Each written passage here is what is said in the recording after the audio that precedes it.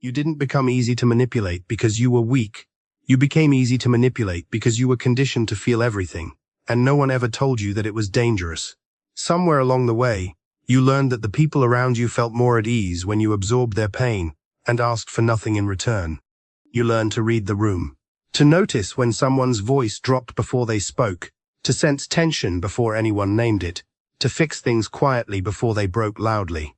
That skill saved you in some rooms. In others, it became the thing someone decided to use. Toxic people don't start out being cruel. No one warns you about that part. They begin with warmth, saying things like, "You're the only one who really gets me," with long conversations that feel electric, in a way you haven't experienced in years. They make you feel seen, and that feeling is genuine. The connection isn't fake. That's what makes it so hard to understand later, when you're sitting there trying to figure out what went wrong. What went wrong? They read you. Within a few conversations, someone with manipulative tendencies notices specific signals. You fill silences quickly. You apologize before you need to. You check in constantly. You smooth things over when there's friction. You take responsibility fast, sometimes before you even realize what you're responsible for. None of those are character flaws.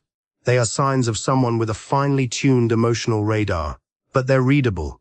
To the wrong person, they appear as, "This one will work hard to keep me comfortable. This one won't push back for long." That's the setup, not a trap laid in advance. More like an opportunity recognized at first glance. The first thing they reach for is fragility. Not violence or rage, but something quieter and harder to describe. It looks like this. You say, "I need some time to myself this weekend." They go quiet. Then, after a pause, "No, you're right. I take up too much space. I always do this." You weren't attacking them. You were asking for a Saturday. But now you're managing their self-worth, and your original need is completely off the table. You spend the next 20 minutes reassuring them. You're not trying to get away from them. You love spending time with them. You just needed a little space, and you didn't mean it the way it sounded. By the end, you've apologized twice and agreed to plans you didn't want. Watch how the next one goes. 3 weeks later, you try again. "I've been feeling overwhelmed lately. I think I need to slow down a little." This time, it's withdrawal. They go quiet in a specific way, a kind of silence you've learned means something is coming. When you ask what's wrong, they say nothing, in a tone that means the opposite. You push. Eventually, "I just thought you'd want to be around me. I guess I was wrong about where I stood." You weren't saying anything about them. You were describing your own exhaustion. But the conversation has pivoted completely, and now you're explaining your love for them, your commitment, your gratitude, while what you originally needed sits somewhere in the background, unaddressed, forgotten. That's how the mechanism works. Your empathy gets redirected, every time, from your own internal world to theirs. Because you feel things deeply, you can't stand the idea that you caused someone pain. So you backtrack, you over-explain, you reassure, you end up, somehow, apologizing for having needs.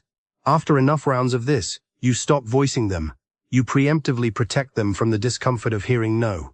You become smaller, and nobody told you to. You did it yourself because the cost of being honest started feeling too high. This develops gradually. By the time you notice it, you're already caught in it. It starts with grand gestures from the beginning. They do something meaningful, and make sure you feel its importance. They were there for you when nobody else was, sacrificing something real. Your gratitude is genuine. The problem is that it no longer stays a gesture. It becomes an account. Every time you disappoint them, they draw from it. "After everything I've done for you," or, "I thought we were closer than this, and I guess I was wrong about what this meant to you." The debt is never clear. New items are added constantly. Repayment is never enough because the terms keep changing. Empathetic people are especially vulnerable because fairness matters to them. They don't want to be someone who only takes and never gives back. So when they are seen as that person, the shame hits quickly and hard. You start trying to pay off a debt that was never real, overextending yourself. You cancel plans to be available. You say yes when every part of you wants to say no. But the guilt of saying no feels worse than the resentment of saying yes. You lend the money you need back. You absorb moods that aren't yours, and they accept all of it. They show enough gratitude to keep you going, then reset the account. Here's the angle most people miss about selective memory. It's not random. It's not exactly intentional either. but the pattern is consistent enough to produce the same effect. It targets your weaknesses with precision. It can recall the date, the situation, and the exact words you used when you snapped, were distracted, or cancelled something at the last minute. Those moments are stored carefully, and when they need to be used against you, the memory is ready. What they forget, consistently, is what they did. You bring up something that hurt you. They go blank. I never said that. Or, I don't remember it that way. Or the one that does the most damage. You're so sensitive. I can't believe you're still holding on to that. Here's why this works so specifically on you. You already scrutinize yourself constantly. You check whether your reactions are proportional, whether you're being fair, and whether you're exaggerating. When someone calls you too sensitive, you don't fight it. You absorb it. You review the memory and look for what you missed. Maybe they're right. Maybe I'm overreacting. That self-questioning can be a real strength in relationships where both people are truly trying. But in this case, it's a liability. They don't have to work hard to make you doubt yourself. You help them do it. This is also where the anger problem exists. When most people are manipulated repeatedly, they eventually get angry. The anger becomes protective. It creates distance. It signals internally that something's wrong, and they should move away. When you're manipulated, your first feelings are usually confusion, then guilt. You ask what you did to cause this. You try to understand their point of view. You give them the benefit of the doubt, then another, then a third. By the time anger comes, so much time has passed that you also feel ashamed of how long it took. The anger arrives late and already compromised. Your first response to everything is empathy, including when you're hurt. Those who manipulate know that if they can make you see their pain clearly enough, you'll store your pain longer, then even longer. Until you've held it so long, you start to doubt if you have a right to feel it anymore. This is the slowest process. It's also the most damaging. It doesn't happen in a single conversation but over hundreds, through small comments wrapped in affection. You're so sensitive, that's actually one of the things I love about you. You overthink everything, but it's kind of adorable. You'd probably be a mess without someone to look out for you. Each comment sounds like a compliment but contains a diagnosis. You're too sensitive. You're irrational. You need to be managed. You laugh it off and file it away. Then one day, you notice you're hesitating before speaking in a group. You second-guess a judgment you would have trusted immediately a year ago. You're waiting to see how someone else reacts before you let yourself commit to your own feelings.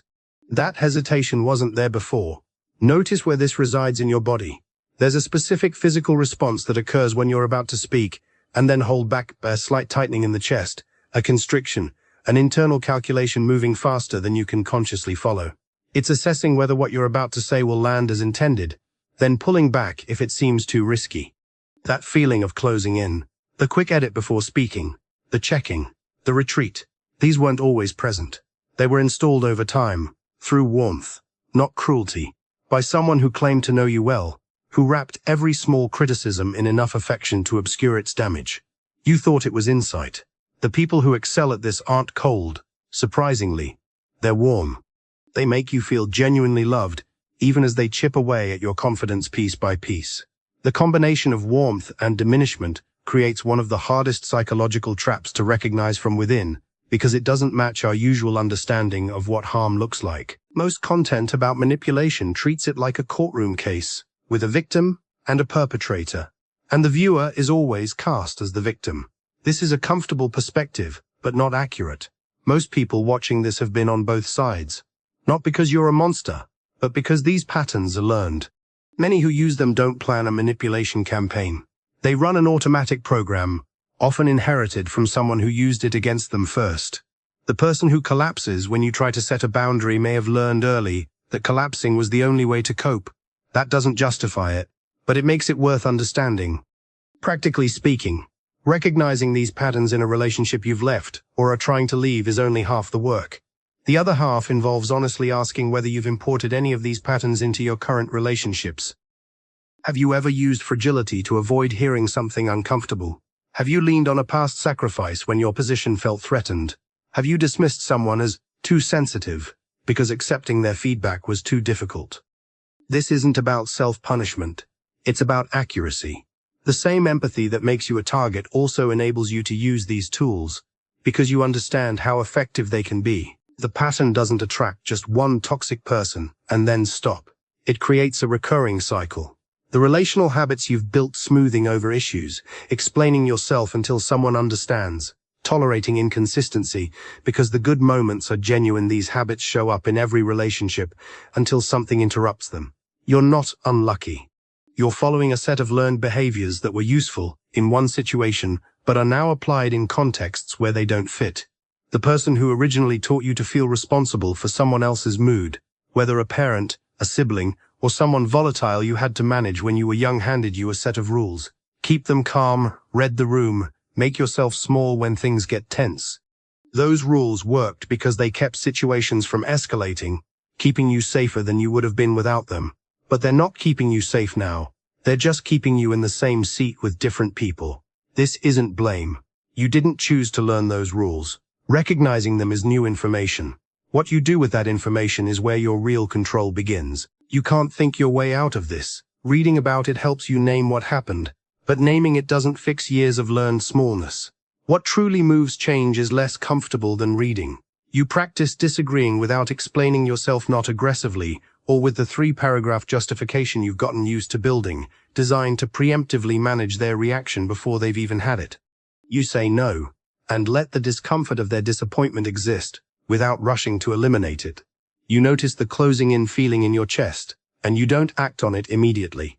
You sit with it, because that's where the real change happens, not in the insight, but in the sitting. You also need to stop treating your own anger as evidence that something's wrong with you. Anger is information. It indicates a limit was crossed. You've probably dismissed yours for a long time, felt ashamed of it, or spent so long questioning whether it was justified that, by the time you decided it was, the moment had already passed. For someone with strong empathy, anger is almost always a late signal. By the time it appears clearly, the crossing line occurred earlier. Trust it anyway. Now the difficult part, which deserves more than a sentence. Some people will like you less when you stop shrinking. That truth is worth sitting with longer than most content allows. The relationship you previously had with a manipulative person was based on a specific version of you, the one who over-explained, overgave, and absorbed whatever was thrown at you. When you stop doing those things, the relationship can't keep the same shape. This may feel like failure for a while, and you might think you've become a worse person, colder, less generous. Some people in your life, not just manipulators, will confirm that feeling because they like the easier to be around version of you. That information is useful, even if it's painful. Here's what a relationship looks like when it survives that change. The other person becomes curious instead of punishing. They ask questions instead of withdrawing. When you say you're tired, they believe you. When you push back, they don't treat it as a crisis. They absorb the discomfort of your change because they want you to be okay. That's what it looks like. The ones that require you to be small to function are not real relationships. They're arrangements. There's a version of everything I just said that turns into. Empathy is the problem. Be more guarded. Protect yourself by feeling less. That's not what this is. Your empathy is not the problem. The problem is that you were taught to direct it exclusively outward. You became very skilled at scanning for other people's distress, picking up signals, and responding quickly, making yourself responsible for someone else's comfort. Nobody provided you with the same framework for your own feelings. The goal isn't to feel less. The goal is to give yourself the same attention you've been giving everyone else. When you're tired, that means something. When a situation feels wrong before you can explain why, that means something. When you keep having the same conversation about the same hurt and nothing changes, that means something. You've been treating your own internal signals as drafts, things to review and possibly revise before they count. Start treating them as data, especially the specific physical signals, the tiredness that's asking you to stop, the dull wait before you go somewhere or talk to someone, the sensation in your chest before you override a no into a yes. Those are the signals you've been trained to ignore, not because they're wrong, but because someone else's comfort was constantly valued more than your accuracy. You won't fix this in a month. You'll revert. You'll over-explain again. You'll apologize for something that wasn't yours. You'll feel someone's disappointment and act on it automatically before you've thought it through. That's okay. The pattern was built over the years. It doesn't dissolve quickly. The direction matters more than the speed. Reflect on the last time you ignored your own reaction to protect someone else's comfort. Consider how quickly it happened, how automatic it felt, and how you'd already acted before consciously deciding. That speed, That instinct to make yourself smaller before anyone asks you to. That's what needs your attention. Not because you're broken, but because you've been practicing the wrong thing for a long time, and practice makes it automatic. When was the last time you gave your own pain the same patience you've given to someone else's?